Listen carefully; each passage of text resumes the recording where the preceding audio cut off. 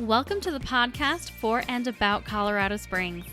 I'm your host, Brittany Felix, and every Monday through Friday I'll be talking about a different aspect relating to the Springs, including upcoming events, restaurant reviews, local business spotlights, media coverage about the Springs, public works projects, local activities, answering your questions about the city, and much, much more.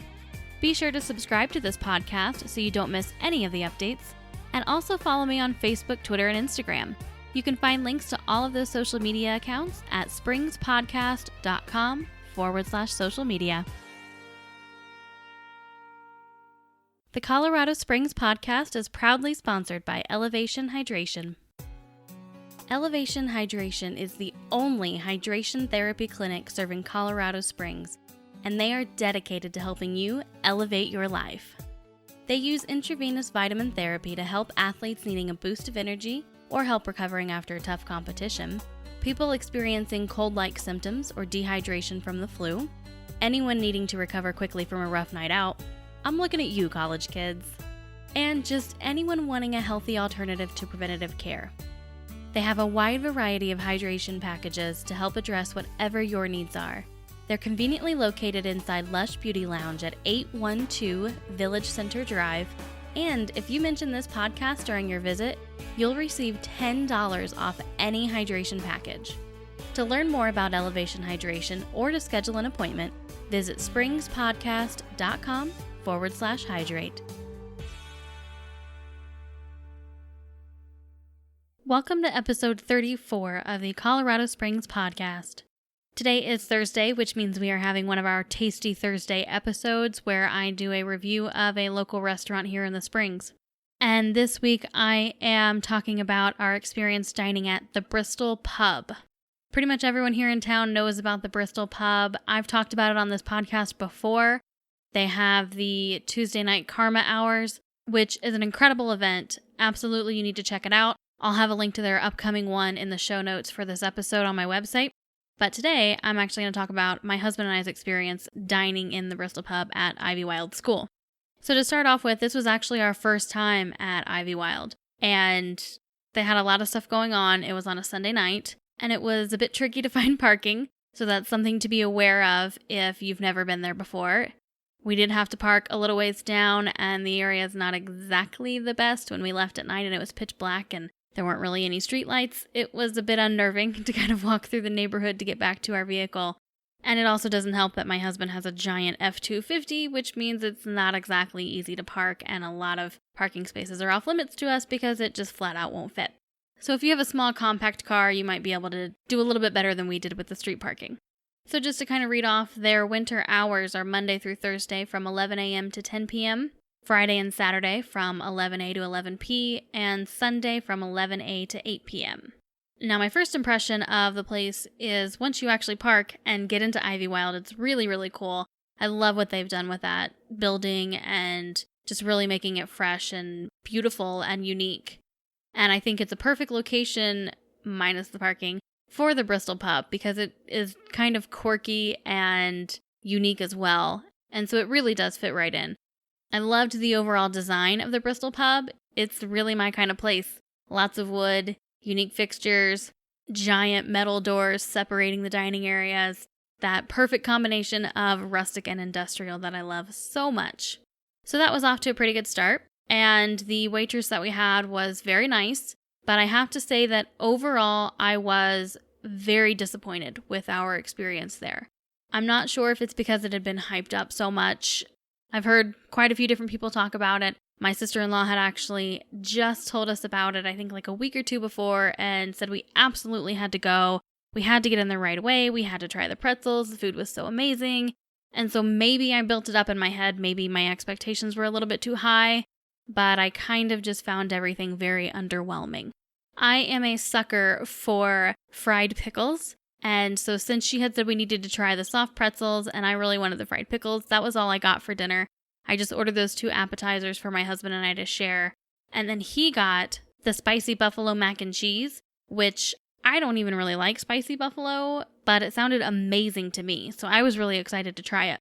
And when it came out, it actually wasn't that large of a portion. It's $9.95 without chicken in it. And when you add the chicken, that's another $4. So, that puts the price up to, close to $15 after tax. And it was a rather small portion. So if you're a good-sized man or if you have a good-sized appetite, I definitely don't think this would be enough food for you. My husband did say that it seemed a little deceptive. There was more food there than it looked like, but it still wasn't all that much. And when I tried it, I just found it pretty bland, actually. It didn't really have much flavor at all. The description says it's mac and cheese all grown up, cavatappi pasta, creamy cheddar buffalo sauce, blue cheese crumbles. So I thought it was going to be, just really delicious, and it just kind of wasn't. My husband did say after getting about halfway, 3/4 of the way through, that the heat had built, so it didn't have much flavor, but eventually it had some heat to it because of the spicy buffalo, but it's not anything that he would ever order again.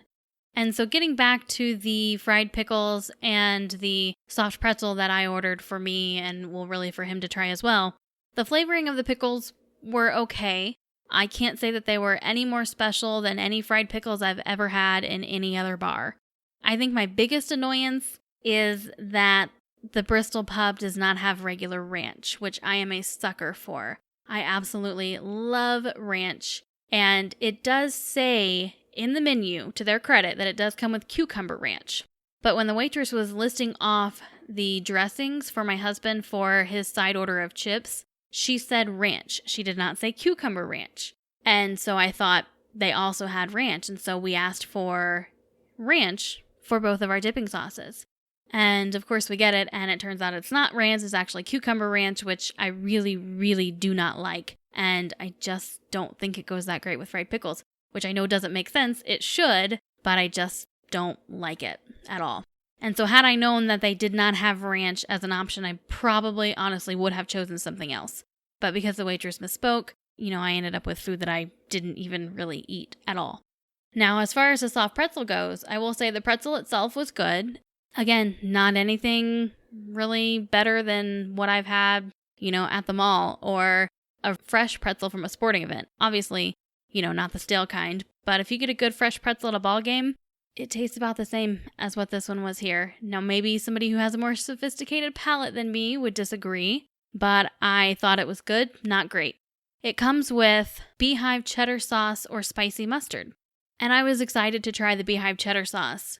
Beer cheese is generally pretty good. I just about like every single kind of cheese that there is.